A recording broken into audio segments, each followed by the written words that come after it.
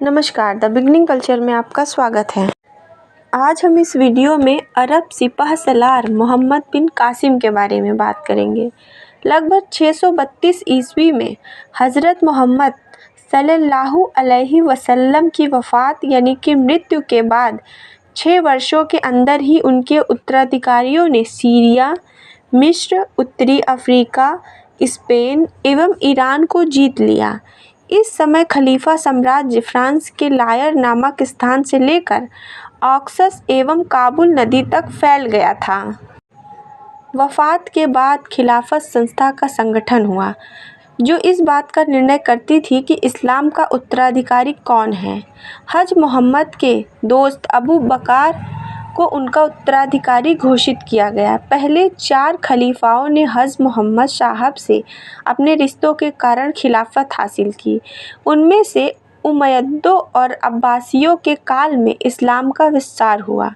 अब्बासियों ने ईरान में अपनी सत्ता कायम की। ईरान के पारसियों को या तो इस्लाम ग्रहण करना पड़ा या फिर वे भागकर सिंध में आ गए। जब सिंध में भी आक्रमण बढ़ने लगे तो वो गुजरात में बस गए। 7वीं सदी के बाद भारत पर अरब और तुर्क के मुसलमानों ने आक्रमण करना शुरू किए। अरब के खलीफाओं ने भारत पर कई अभियान चलाए। पहले भारत में अफ़गानिस्तान भी शामिल था। कुछ इतिहासकारों के अनुसार 870 ईस्वी में अरब सेनापति याकूब एलिस ने अफ़गानिस्तान को अपने अधिकार में कर लिया था। इससे पहले मोहम्मद बिन कासिम ने भारत के सिंध और मुल्तान पर आक्रमण करके यहाँ पर खलील खाओं के शासन का रास्ता साफ किया। इस्लाम में इस्लामिक शासन का विस्तार 7वीं शताब्दी के अंत में मोहम्मद बिन कासिम के सिंध पर आक्रमण और बाद में मुस्लिम शासकों द्वारा हुआ। लगभग 712 में इराकी अरब शासक अल-हज्जाज के भतीजे एवं दामाद मोहम्मद बिन कासिम ने 17 वर्ष की अवस्था में सिंध और बलूच पर के अभियान का सफल नेतृत्व किया। इस्लामिक खलीफाओं ने सिंध फतह के लिए कई अभियान चलाए। 10,000 सैनिकों का एक दल ऊंट घोड़ों के साथ सिंध पर आक्रमण करने के लिए भेजा गया। सिंध पर ईस्वी सन 638 से 711 ईस्वी तक के 74 वर्षों के काल में 9 खलीफाओं ने 15 बार आक्रमण किया। 15वें आक्रमण का नेतृत्व मोहम्मद बिन कासिम ने किया। मोहम्मद बिन कासिम अत्यंत ही क्रूर योद्धा था। सिंध के दीवान गुंदुमल की बेटी ने सर कटवाना स्वीकार किया, पर मीर कासिम की पत्नी बनना नहीं। वे दुनिया के शोधानुसार इसी तरह वहाँ के राजा दाहिर और उनकी पत्नियों और पुत्रियों ने भी अपनी मातृभूमि और अस्मिता की रक्षा करने के लिए अपनी जान दे दी। सिंध देश के सभी राजाओं की कहानियाँ बहुत ही मार्मिक और दुखदाई है। आज सिंध देश पाकिस्तान का एक प्रांत बनकर रह गया है। राजा दाहिर अकेले ही अरब और ईरान के दरिंदों से लड़ते रहे।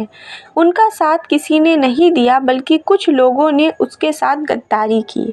आगे जानते हैं मोहम्मद बिन कासिम कौन था। मोहम्मद बिन कासिम इस्लाम के शुरुआती काल में उमैयद खिलाफत का एक अरब सिपह सलार था। उसने 17 साल की उम्र में ही उसे भारतीय उपमहाद्वीप पर हमला करने के लिए भेज दिया गया था। कासिम का जन्म सऊदी अरब में स्थित ताइफ शहर में हुआ था। वह अल शकीफ कबीले का सदस्य था। उसके पिता कासिम बिन यूसुफ थे, जिनके देहांत के बाद उसके ताऊ हज्जाज बिन यूसुफ ने उसे संभाला। उसने हज्जाज की बेटी जुबैदा से शादी कर ली और फिर उसे सिंध पर मकरान तट के रास्ते से आक्रमण करने के लिए रवाना कर दिया गया। कासिम के अभियान को हज्जाज कूफा नामक शहर में बैठकर नियंत्रित कर रहा था। कासिम की मौत कैसे हुई, इस बारे में तो घटनाओं का वर्णन मिलता है। चचनामा नामक ऐतिहासिक दस्तावेज अनुसार कासिम ने जब राजा दाहिर सेन की बेटियों को तोहफा बनाकर खलीफा के लिए भेजा, तो खलीफा ने इस अपमान का यह समझा कि कासिम पहले ही इनकी इज्जत लूट चुका है और अब खलीफा के पास भेजा है। ऐसे समझकर खलीफा ने मोहम्मद बिन कासिम को बैल की चमड़ी में लपेटकर वापस दमिश्क मंगवाया, उसी चमड़ी में बंद होकर दम घुटने से वह मर गया।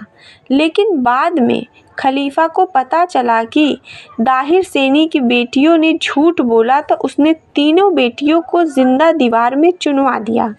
दूसरी घटना में ईरानी इतिहासकार बलाजुरी के अनुसार कहानी अलग थी। नया खलीफा हज्जाज का दुश्मन था। उसने हज्जाज के सभी सगे संबंधियों को सताया। बाद में उसने मोहम्मद बिन कासिम को वापस बुलवाकर इराक के मोसुल शहर में बंदी बनाया और वहीं पर उस पर कठोर व्यवहार और पिटाई की गई, जिसके चलते उसने दम तोड़ दिया। ये थी मोहम्मद बिन कासिम की कहानी। वीडियो अच्छी लगी हो तो लाइक और सब्सक्राइब करें। धन्यवाद।